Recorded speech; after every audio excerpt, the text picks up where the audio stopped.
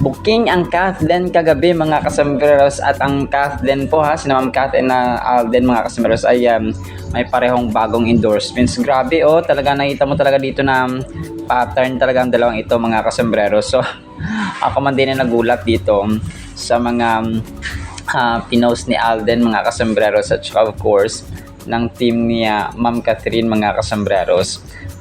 Unang-una, ito yung sige, unahin ko na nga ito. Nung kumanta si Ma'am Catherine, di ba, dun sa Maya Someone Someday nila. Sobrang kakulitan. Tapos nag-post din kagabi yung dito yung GMA, no? Or kahapon pala ng kumanta si Alden. So si Ma'am Catherine dun sa Maya Someone Someday kumanta, tapos pinost kagabi ng GMA or kahapon ay kumanta rin si Alden. So sabi ko, parang bookingan time na ito. So parang sabay na sabay. Tapos yung kanta ng Catherine dito, gusto mo ba, sobrang kakulitan ni attorney dito mga kasombreros. Yung kanta niya, gusto mo bang sumama. So ito yung kanta niya mga kasombreros. Tapos of course yung kakulitan ni attorney. Tapos yung kay Alden naman, English siya pero parang throwback na pinost ng GMA kahapon. Tapos yung, hindi ko alam yung kanta niya, 2016 mga kasombreros. So parang VTR yung ginawa nila dito kay Alden. Tapos rescue, parang something rescue yung kanyang title ng kanta dito. Tapos yun, sabi ko parang parang pareho na naman ito. Gusto mo bang sumama yung kay Catherine, tapos kay Alden naman ay rescue, something rescue mga kasombreros na, or iligtas. So yun yung kanyang lyrics mga kasombreros. So yun. Tapos sige, unahin na natin ang major items, no? Bookingan time talaga ito, no? Kasi hindi man sila literal na mga kasombreros, hindi man sila literal na alam mo, nakikita magkasama, pero yung pinopost kasi nila tulad kasi si Alden may bagong endorsement na taco na hindi ko alam, sabi dito sa Indonesia daw eh. So hindi ko alam kung nasa Indonesia si Alden kahapon mga kasombreros. Kasi di ba yung kanyang flight no nakaraan ay sinasabi nasa ano siya, nasa Siargao, no mga kasombreros, kasi mag-shooting or magti-taping na ng Love Siargao, no, yung kanyang bagong serye. Pero may isang video dito na yun nga, ano, yung lunch nila kahapon or grand lunch mga kasombreros ng taco. Alam ko yung taco, parang shawarma siya, di ba? Hindi, parang shawarma type din siya mga kasombreros. So nakapost kasi dito eh. Hindi ko lang alam kung kahapon talaga to or recall, kasi nga hindi kahapon siya, no? Sabi dito sa isang video, wala siyang audio kasi eh. Sabi dito, Diamond Concept, no, Incorporated. Sabi niya, our taco lunch was a hit. Huge thanks to everyone who celebrated with us and to our official partner, Taco Indonesia. So, okay. So, baka parang, baka pumunta lang dito sa Pilipinas kahapon yung representative ng Indonesia, mga kasombreros. So, Taco PH Beyond Your Horizons, hashtag make that change. So, yun yung mga hashtag niya mga kasno. Maghanap ako ng video na may audio mga kasombreros tungkol dito. So, grabe. Pasabog at panibagong endorsement na naman to, no? Panibagong brand ito kay Alden kung magkaganon mga customers. Taco. Sobra. Nakpo, January 31. Grabe. January pa lang, ilang pasabog na ito. May special line clear braces, may BYD, may taco, may fintech, no? 4 na bagong brands sa isang buwan. Ako, Pops Alden, ikaw lang talaga ang lubusang pinagpala ng Panginoon talaga, no? Grabe, patapos na yung buwan ng January, talagang grabing biyaya, no? Talagang tao dito, talagang umaapaw, no? Siksik, liglig at umaapaw na literal. Tapos yung opening ng of course, no, yung grand opening ng kanya McDonald's sa Santa Rosa. Ay naku po, grabe, no? Grabe talagang pagpapala ito kaya Alden Richards. Tapos yung mga yung Hungry Pita niya nagbubukasan, parang nag-open ng mayat maya may nag-open, so mayat maya may nag-open ng branch. So grabe, no? Talagang kaliwat kanan yung kanya. And then si Ma'am Catherine, hindi lang pahuli, nag-post din yung kanyang team ng ng endorsement shoot din niya mga kasombreros ng TCL, no? Ang kay Ma'am Catherine parang siya, parang teaser lang mga kasombreros. So baka panibagong video or shoot mga kasombrero or VTR ang gagawin ni Ma'am Catherine dito kahapon. Endorsement shoot, no, TCL Philippines, Catherine Bernal, hashtag Catherine Bernaldo. So tapos yon yung mga equipment or mga ginagawang tawag dito, ginagawang mga yung mga gamit ba, no, sa pagsushoot mga kasembreros na parang may light, may ilaw-ilaw. Tapos yun, actually si Sir Alden, may mga pictures pa sila dito nung team, ng taco team niya mga kasembreros, no. Hindi ko na i-flash yung isa dito, matangkad siya parang siguro 5 yung height nito ay 5'8", 5'7" mga kasembreros yung isa, no. Tapos yun, may mga kasama si Alden, kasama rin si Sir Pat Cao na of course, no, doon sa kanilang sa kanilang team. Hindi, pagka-canvas pa yata ito. Pwede rin siya, no, mga kasembreros na baka bumili rin sila ng gamit din sa bahay ni Sir Pat Cao na kahapon.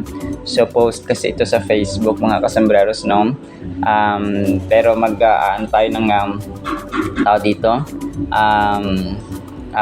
ng ebidensya pa mga kasembreros. Ang hindi ko lang dito sure pala doon kay Alden mga kasembreros kung ano siya, kung taco ba, di ba yung pagkain na tacos mga kasembreros na parang may chips tapos may mga dito ingredients na iba. O pwede siyang no, parang mga furniture sa bahay. Kasi nga nagpapagawa ng bahay si Alden, di ba? So baka yun din yung naisip ko na produkto ng taco mga kasembreros. So yun, sorry binalikan ko pa talaga. So pero hindi kasi ako sigurado, no, kung ano yung nila, yung tawag dito, yung main product nila mga kasembreros. Tapos another update, no, si Alden nag-post sa kanyang Instagram. Hindi ko alam kung magpupunta sila ng Singapore kasi nag-post siya mga kasembreros ng parang excited siya. Sabi niya 3 years ago, parang nag-throwback si Alden na nag-Singapore sila kasama sina Nate Gonzaga, no, at ang kanyang team mga kasombrero. So 3 years ago, tara na uli, lipad na. Alden siya, Universal Studio Singapore. So parang gusto ulit na pumunta ni Alden sa Singapore mga kasembreros. Grabe ka, Paps Alden, nagtitaping ka ba ng Siargao, nagtitaping ka sa Siargao tapos Singapore ka, parang lang parang Paranaque to Pasay lang ang labanan dito. Sobrang kulit din. So madali naman na ayos ni Alden yung kanyang mga schedule, no. Talagang grabe yung kanyang travel. So walang walang hadlang kasi nga may naman si Alden, may budget, no.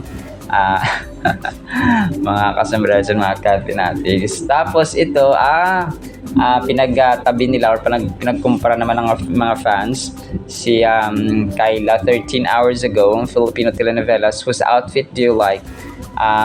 Kath or Kyla? Tapos yung blue yung kanilang suot. Pero edited yung picture. Yung suot ni Ma'am Catherine dito ay hindi blue talaga ito.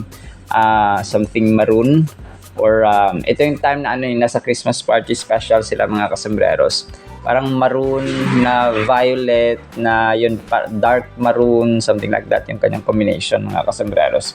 So pareho naman silang okay mga kasembreros, no, at saka fit, no, yung hindi lang naiiwasan talaga ng mga tao na ipagkumpara sila, no, kasi nga yung connection nila kay DJ or kay Daniel John Ford mga kasembreros na si Daniel Padilla. So yun, parehas lang kung paano may uniqueness yung kanilang ganda mga kasembreros. Update naman tayo kay Catherine mga kasembreros. Naku, dinumog siya kahapon kasi pumunta si Tita Long tapos nag-post si Tita Long Gumatay sa kanyang Facebook page, no, at saka sa TikTok mga kasembreros.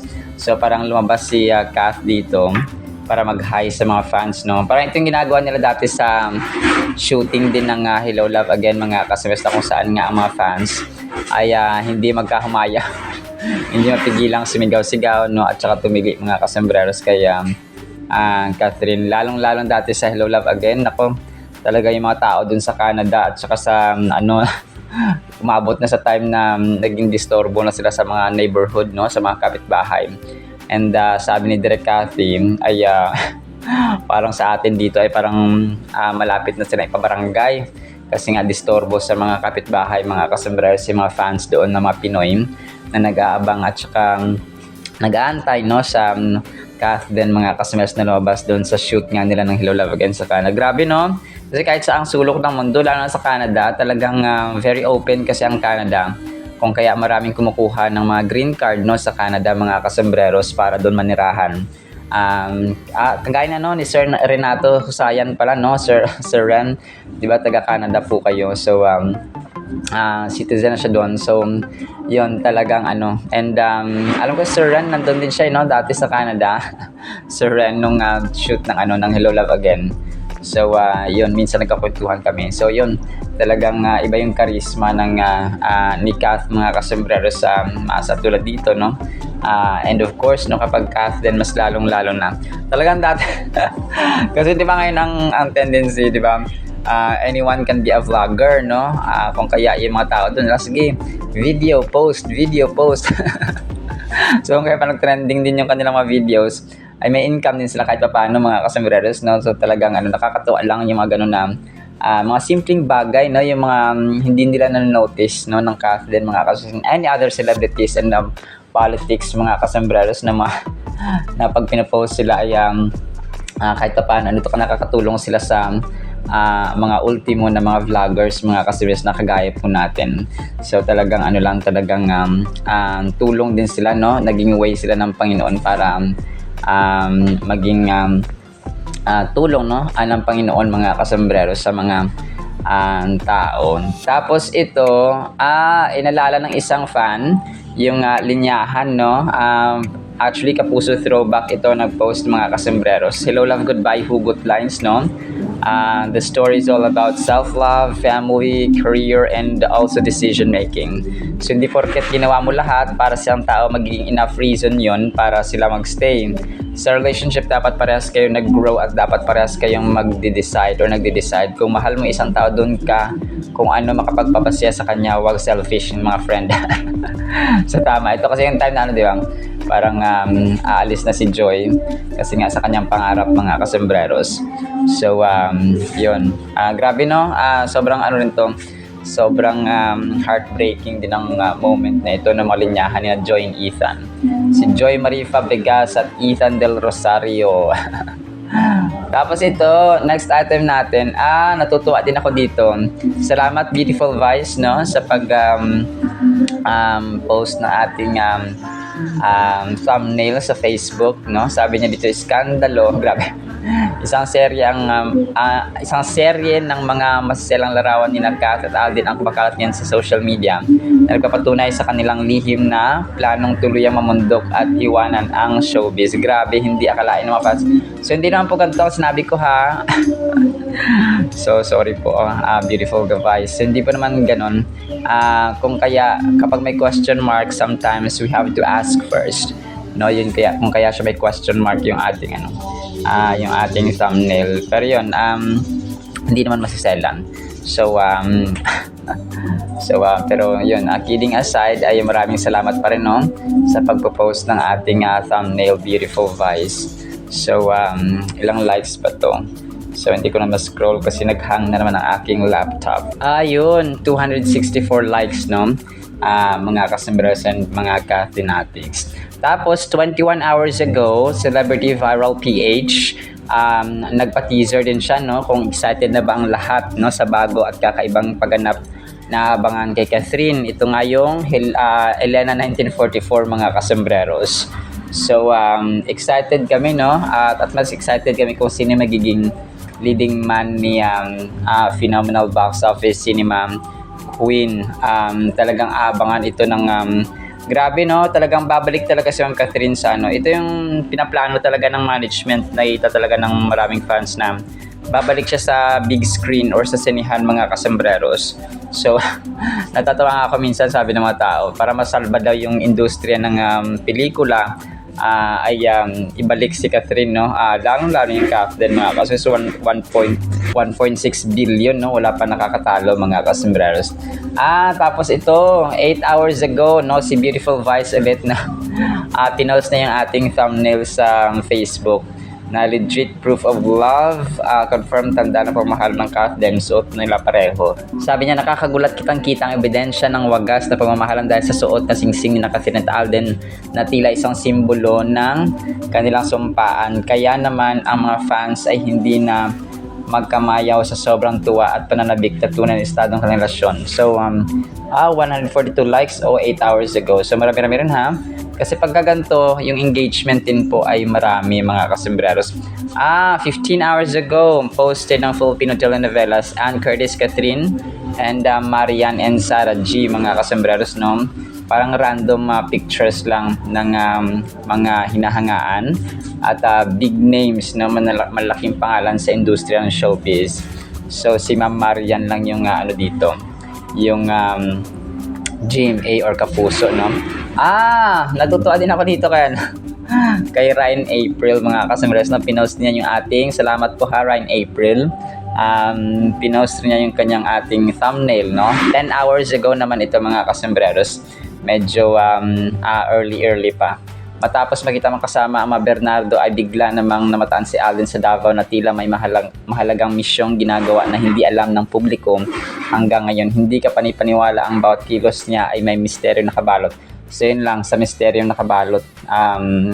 Pupunta siya ng Davao para sa Siargao, mga kasombreros, no? Hindi sa BYD kasi yung triathlon celebrity relay nila ay sa March pa po yun. Tapos yung ating thumbnail, no, mga kasombreros ng Cathinatics. So yun, pero i-clear ko yun ha, medyo naguguluhan ako dun sa may Taco, Indonesia na sinabi niya kasi di ba nung January 28, hindi 28, 29, hindi January 30, no? January 30 kahapon yata yun. Kahapon sabi niya parang pupunta na siya ng Siargao, mga kasombreros, para sa tapingan nila ni Nadine Lustre. So tapos maglalabasa naman ang video niyan kung nandoon na sila sa set, mga kasombreros, or picture, no? Kung nandoon na sila sa mismong venue ng Love Siargao, mga kasombreros, na teleserye na gagawin nga nila. Pero yun, i-confirm ko pa sa mga next natin na mga vlog, mga kasombreros, kung talagang nasa Indonesia ba siya or sa Davao na, mga kasombreros. So abangan nyo na lang po, no, yung ating mga updates, mga kasombreros. So yung misteryo nga talaga minsan po saan napunta si Alden. Andito na ba siya o doon o dito o doon pa o dito pa. So parang ganun, mga kasombreros. So ginawa na lang, parang nagiging parang tawiran na lang, no, at saka tawid bakod yung kanyang ginagawa, mga kasombreros, dahil nga sa bilis ng kanyang mga nagiging sa bilis ng kanyang travel. Palagay ko may mga may mga private jet talagang ginagamit si Alden, kasi kapag magbubook ka pa ng ticket, for example, or magbubook ka ng ticket, tapos pupunta ka pa sa airport. So syempre makita ka ng mga tao, tapos panayita ka doon, picture, video, no? Di ba, parang ganon, mga kasombreros. So pagka delayed siguro minsan, or parang talagang kailangan na ng mabilisang travel, ay private jet na lang, no? Especially, di ba, afford naman nila, no, mga kasombreros. Andyan si Nadine Lustre, no, na sobrang sobrang mayaman, no? Tapos yung basta alam na ng production team yun, mga kasombreros. Ang cute nito, mga kasombreros. Si Kailin Alcantara, parang napuri siya, no, na kamukha daw or may similarity sila ng itsura ni Ma'am Catherine. And super humble niya, no. Sabi dito ng Philstar na Philstar interviewer na si Denny Bernardo din ay parang netizens are saying na magkamukha sila, and grabe yung kanyang approach, super humble nito ni Ma'am Kailin Alcantara. So siya, parang sabi niya parang it's a great honor, and so, basta mamaya i-play ko to, mga kasombreros, na sasabi niya na kasi pare-pala sila babies ni Doc Ivy, mga kasombreros. So si Ma'am Catherine, di ba, yung kanyang skin doctor or dermatologist, no? At saka taga-treat ng kanyang face, mga kasembreros in general, ay si Doc Ivy. So si Ma'am Kailin Alcantara din pala isang Doc Ivy baby, mga kasembreros. So yun nga, parang one time daw taon na nagkita sila sa clinic ni Doc Ivy, tapos nagtinginan silang dalawa. Sabi niya, nagtinginan daw silang dalawa, tapos nagtango silang dalawa sabi ng dalawa, mga. So sabi niya, kinikilig daw siya kasi na-flattered siya na, of course, no, si Ma'am Cathit ay beautiful inside and out. It's a great honor. Tapos yun, parang natanong siya dito kung magkaroon ng chance na bigyan sila ng project, mga kasembreros. Tapos tinanong siya dito kung ano yung gusto niyang genre or ano yung good project, mga kasembreros. So sabi niya dito kasi parang binigay na option sa kanya ay magkaaway or mag-rival sila, mga kasembreros, no? Sabi niya parang ayaw niya daw, or parang hindi niya kaya yung maging kalaban ni Ma'am Catherine, mga kasos, parang hindi niya kayang tarayan si Ma'am Catherine. So sabi niya pwedeng sister or drama, na yun yung kanyang sinabi, mga kasembreros. So napanood niya rin, of course, no, yung Hello Love Goodbye, si Ma'am Kailin Alcantara, napanood niya. Tapos yung A Very Good Girl, kasi ito po ay last 2024 pa yata, mga kasembreros, na interview, no? Medyo throwback lamang ito, mga kasembreros. So wala pang Hello Love Again at that time, so kaya hindi pa niya na-mention, no? Mga kasembreros and mga ka-fanatics. So yun, talagang super humble din ito ni Ma'am Kailin Alcantara. So maya pe-play ko to, mga kasembreros, para marinig po ninyo at saka ma-appreciate ninyo, mga kasembreros and mga ka-fanatics. So tapos ito mamaya pe-play ko to, mga kasembreros. Ang humbleness ni Alden ay abot hanggang siguro from Apari to Hulo. Mula Batanes hanggang Hulo, mga kasembreros, yung kanyang humbleness dito. Kasi medyo throwback ito, pero pe-play ko mamaya, mga kasembreros. Sobrang kulit niya kasi parang in-interview siya dito na tapos sinabi niya na parang nung nagkaroon ng pandemic ay lahat tayo ay parang gumaling sa English, no? Sabing gano'n ni Alden, mga kasosap. Tapos sabi niya, hindi na lang tayo, kayo na lang, no? Sabing gano'n ni Alden, mga kasosap. Tapos nung pinlay na nung nag-upload, mga kasosap, yung spoken in dollar, no, with the American accent, mga kasosap, si Alden ang in-interview sa The Road, no, sa Amerika, mga kasembreros. Sabi niya ganun na yun. May kutsara pa siya dito dala-dala na baka kumakain siya, mga kasi. Sabi niya nung time ng pandemic, lahat tayo ay parang gumaling sa English. Wag na pala ako, no, sabi niya ganun. Kayo na lang pala, sabi niya ganun. So hindi ka nung, tapos sabi nung sabi ng caption dito, parang di naman kami naniniwala, Paps. Tapos may pusa dito na sabing gano'n ng pusa. Tapos yun, premiere yun ng The Road sa Amerika, mga kasembreros, sa Los Angeles, California. Tapos in-interview siya ng Amerikanong journalist or reporter doon, mga kasembreros. So yun, mamaya papakinggan natin ito, si Abel, no, yung pangalan niya pala doon, or si Abel sa The Road, mga kasembreros.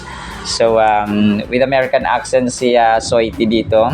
Tapos sasabihin mo nga hindi ka magaling sa English. Grabe, no? So bata pa lang siya at that time, if I'm not mistaken, nasa 20s pa lang siya, mga kasembreros, pero nasa 20s or 21 or something like that, or 90, basta nasa 20s na maximum na yung, mga kasembreros. So tapos ang galing na mag-English, mga kasembreros, no? So dito natin masasabi na talagang kung kaya nung Hello Love Again ay sobrang dami nilang time na sobrang galing niya ang daming vocabulary. Sabi ni Ma'am Catherine sa isang interview, sabi niya, wow, grabe na. Grabe namang word yan. So match talaga sila, no? Yung level of intelligence, yung point of view, yung outlook sa buhay, plano nila. So kagaya na booking sila na alam yung ginagawa nila, talagang endorsement kaliwat kanan, trabaho kaliwat kanan, tapos dito, yung galawan nila ba, no, may the same pattern talaga sila mga kasombreros. So, kung kaya ating panatag lang tayo. So, mamaya pa-play ko to, although throwback, no? Ito yung time ng mga in-interview siya, of course, ng reporter doon ng mga challenges, no? Welcome to LA, sabing gano'n mga kasombreros, no? Ng reporter. So, mga kasombreros. Tapos ito, next item natin, ang cute ni Kuya dito. Pinost siya sa kanyang TikTok kagabi. Naka-red dito si Kuya at saka si Kath mga kasos. Parang picture siya sa stand ni Kath mga kasos sa isang mall na nakita niya siguro, tapos sinahangaan niya si nahangaan niya si Ma'am Catherine. Kagabi niya ito pinost eh. So nakita niya siguro yung stand ni ni Ma'am Catherine or poster mga kasombreros, no? Tapos ayan, nagpa-picture siya, kunwari ay kasama niya si Phenomenal Box Office Cinema Queen mga kasombreros. Tapos pangatlo sa ating last items, 13 hours ago, nag-post si Tita Long Gumatay, no? Very proud and happy, someone someday family, very soon. So tapos yung pictures, kasama pala si Rita Avila, no?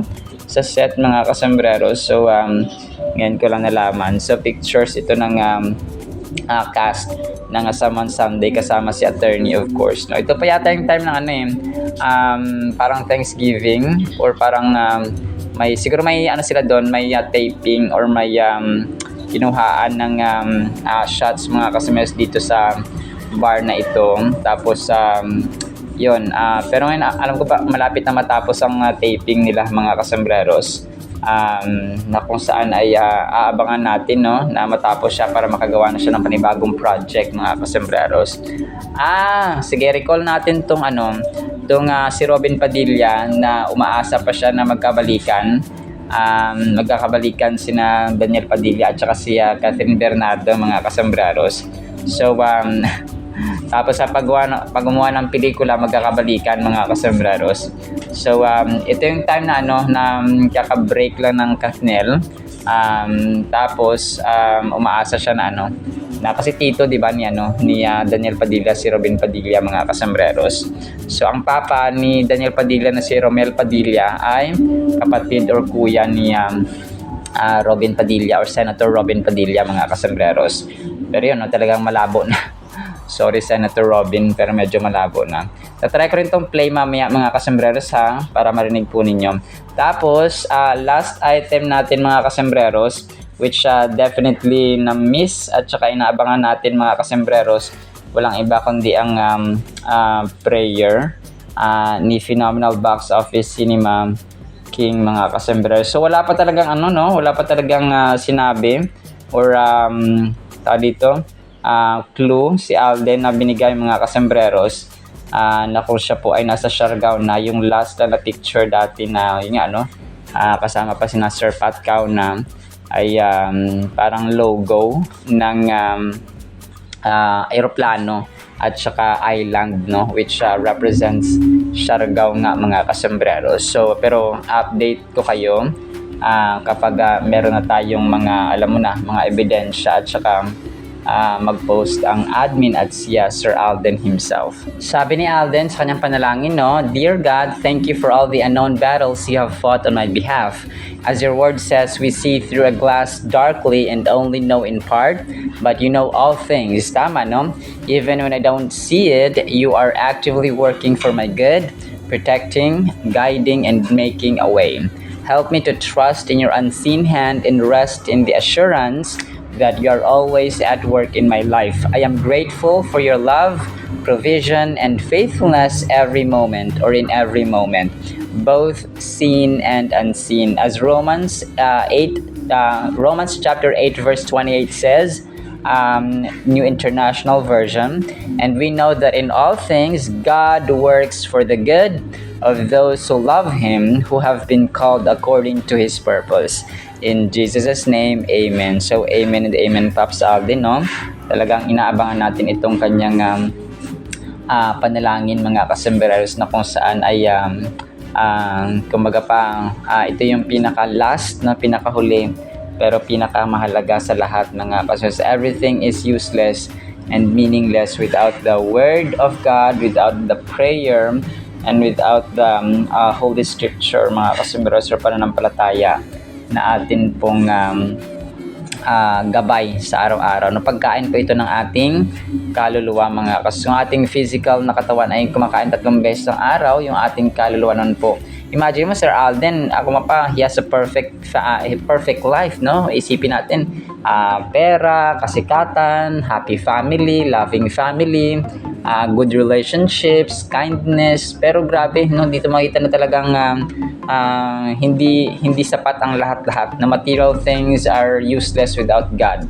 So kung kaya pag in-interview siya, no, bakit niya nagagawa to lahat? Faith, yung number 1 niyang sinasabi talaga, pananampalataya sa Panginoon, mga kasomreros. Grabe, no? So sana magsilbing example talaga si Alden sa lahat ng mga tao, no, na hindi lang kasikatan, hindi lang pera, hindi lang kayamanan ang mahalaga sa mundong ito, kundi pananampalataya sa Panginoong Diyos, mga kasomreros. Alright, so play ko tong mga nakakatawang moments, mga kasomreros, no? At saka afterwards ay ang salita ng Panginoon na sobrang mahalaga sa ating buhay. Isang pinagpalang araw po sa bawat isa. Nung pandemic, lahat tayo gumaling mag-English. O sige, kayo na lang pala. Ako pala hindi masyado. Pero kayo lahat gumaling kayo mag-English, guys. Grabe naman. Time in LA? First time. Welcome to Hollywood. Thank you very much. How does it feel? Proud, excited, tense, overwhelmed, mix of emotions. But you know what? Let's just do the premiere and let's just show what Filipino has to say for this film. First time working with Direct Yam. It's my very first horror film. And I'm just really proud that I was able to pull this off because of the help of Direct Yam. I'm just so proud that Direct Yam's projects and all of his films is going places, and I'm just proud to be part of it. And I'm just really overwhelmed right now. I don't know what to say. I love it. I believe you auditioned for this role? Or is it direct booked? It's a direct book. Congratulations. Congratulations. I was really not part of the original cast. I was just handpicked by Direct Yam and the producers. So technically, the role of mine was not part of the original cast. So I'm just so, I'm just so happy that Direct Yam picked me without audition. We just did a script reading, knowing what it's like for me to play the character. And actually, my character has no lines at all. Oh, really? Yeah, I spoke like 3 lines in the film. Wow. Okay, we have to see it then, right? Yes, of course. On set, Yeah. was there anything creepy or scary that happened? Yeah, there's been this incident where we hear like noises coming from upstairs of the house and murmurings of someone that's not there. But it adds to the character that we're playing, because since it's a horror film, it adds thrill. We're challenged internally. Yeah. Awesome. And speak about these challenges. Is there any kind of preparation you had to do before getting on set? Yeah, I read the script for like 5 times. Before, while on the set, before leaving the set, I read it over and over again to understand the situation and to understand the things happening and the relationship of the characters. So that's really important. That's my preparation, and just I watch a lot of movies, a lot of Hollywood movies, for me to get some like pointers so I can act this role well. Magkakabalikan nyo nun. Talaga po ba? Pag gumawa ng pelikula yun, magkakabalikan.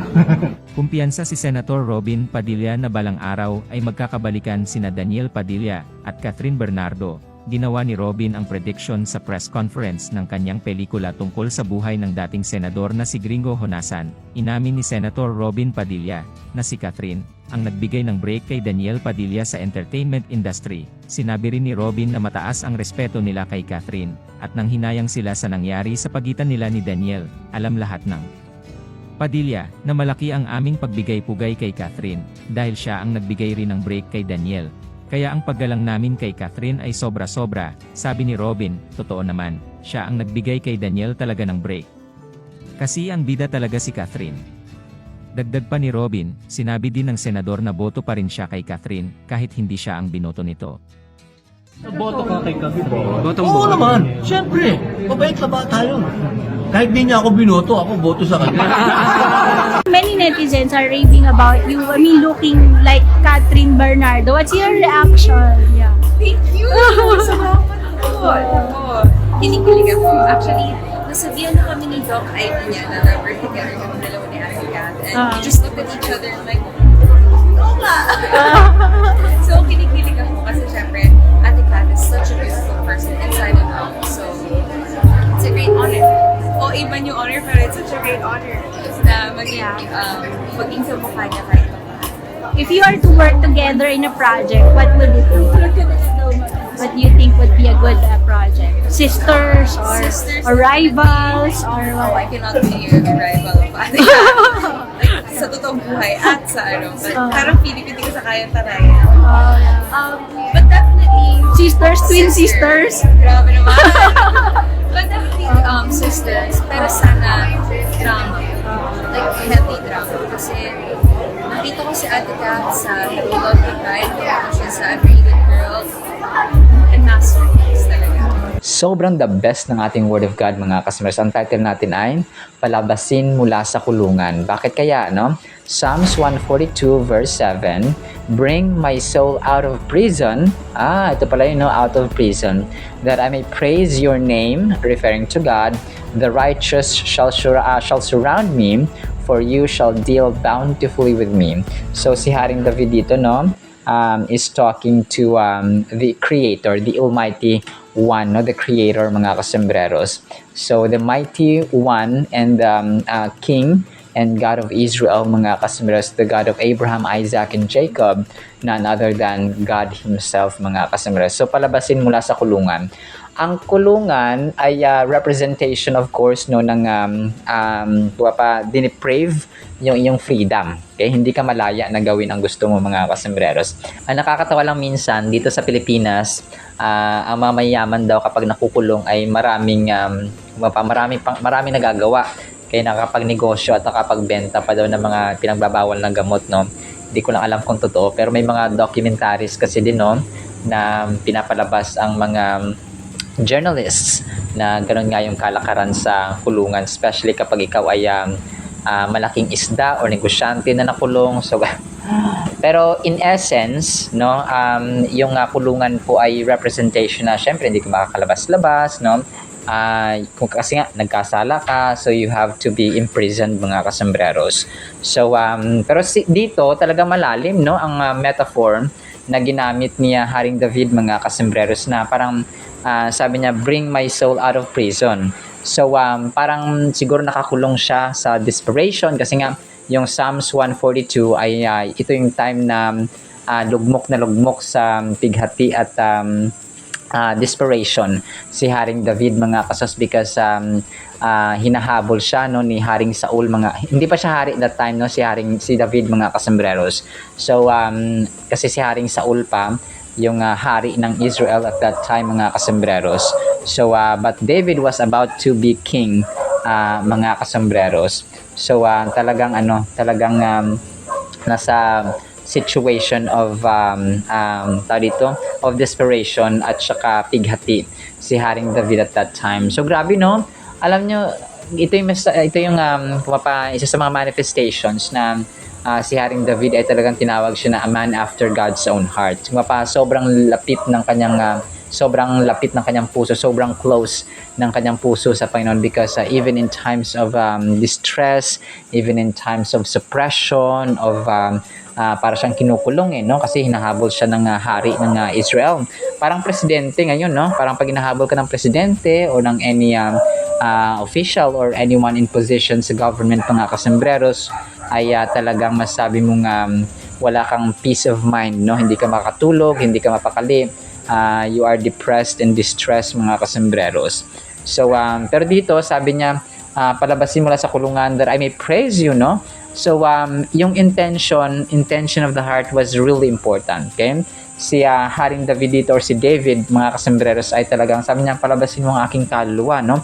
Ibig sabihin ay tanggalin mo ang mapaalisin mo sa akin ang distress, ang sorrow, ang grief, ang depression na ito, ang anxiety na ito, so that I can praise your name, no? Para madakila kita, no? Maitaas, maiangat ko at ma-lift up ko ang pangalan mo, sabi niya sa Panginoon, mga kasembreros. Ito yung parang parang close friend ang isa sa mga turingan ni Haring David kay Lord mga kasos. Parang niyang pinakamatalik na kaibigan na pwede siya mag-open up, pwede siya mag-request, pwede siya magpasalamat, pwede siyang sumayaw sa harapan niya, pwede as in lahat-lahat mga kasos. The righteous shall surround me, for you shall deal with me, or you shall deal bountifully with me. So grabe no, ito yung trust, ito yung pagtitiwala, yung faith ni David mga kasambrers at that time, na talagang isa sa mga perfect examples mga kasembreros na dapat nating gawin kung tayo po ay nasa distress, kapag tayo po ay nasa problema ngayon, kung tayo po ay may kinakaharap na mga trials or challenges mga kasembreros. Alam niyo po, yung trials, maliban of course no, kapag okay yung ating situation, kapag nasa happy moments tayo, nasa success moments tayo mga kasembreros, dapat pasalamatan natin ng Diyos. Pero alam niyo, yung trials, ito yung mas nagiging on fire tayo. Ito yung mas nagiging malapit tayo. Ito yung mas nagiging intense yung ating panalangin, mas nagiging malalim at mas nagiging intentional yung ating panalangin mga kasembreros. Kasi nga nasa problema tayo, no, nasa pighati tayo, nasa down moments tayo ng buhay natin. Whereas kapag normal ang buhay, no, kapag okay ang buhay, ay yung panalangin natin ordinary. Hindi siya kumbaga pa, hindi siya intense, no, hindi siya deep-hearted mga kasembreros. Pero kapag tayo po ay nasa problema, talagang pati sipon at laway na de joke lang po, no, pati sipon natin ay pwedeng tumulo dahil sa iyak natin sa panalangin sa Panginoon. So this verse conveys a message of trust and faith in God's provision and protection.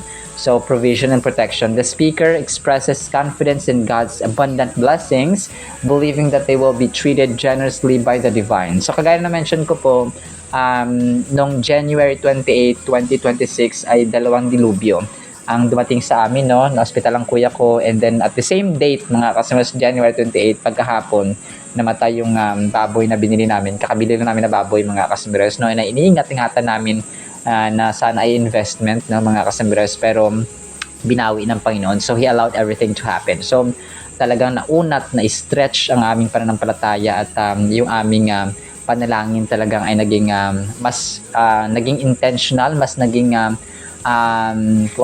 rooted sa kaibuturan ng aming puso mga kasembreros, kasi nga ay yun ang nangyari sa amin. So yun, pag-uunat lang yun ng ating pananampalataya, because sabi nga dito, no, God's abundant blessings, no, nag-express si David mga kasus ng confidence niya ng Diyos po ay abundant sa blessings. Alam niyo po, yung mga minsan kasi inisip natin, grabe, nawala sa akin ng ganito, nawala sa akin ng ganyan, nawala sa akin ng ganito. So hindi natin alam na ang Diyos natin ay may-ari ng lahat-lahat, and He can provide another one.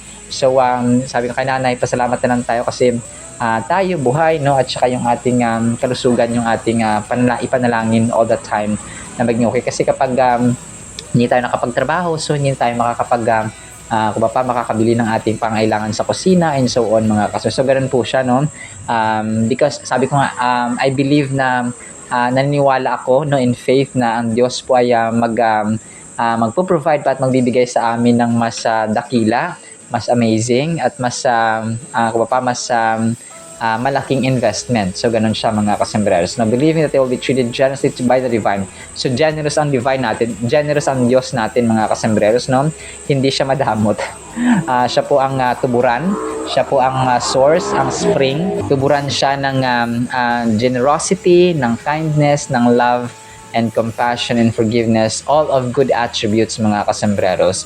The speaker or si Haring David or si David emphasizes their dependence on God for both safety and sustenance by referring to God as the refuge and portion. So it signifies a deep sense of reliance and security in God's care and provision for all their needs. So ganun siya mga kasus, lahat ng pangangailangan natin mga kasus.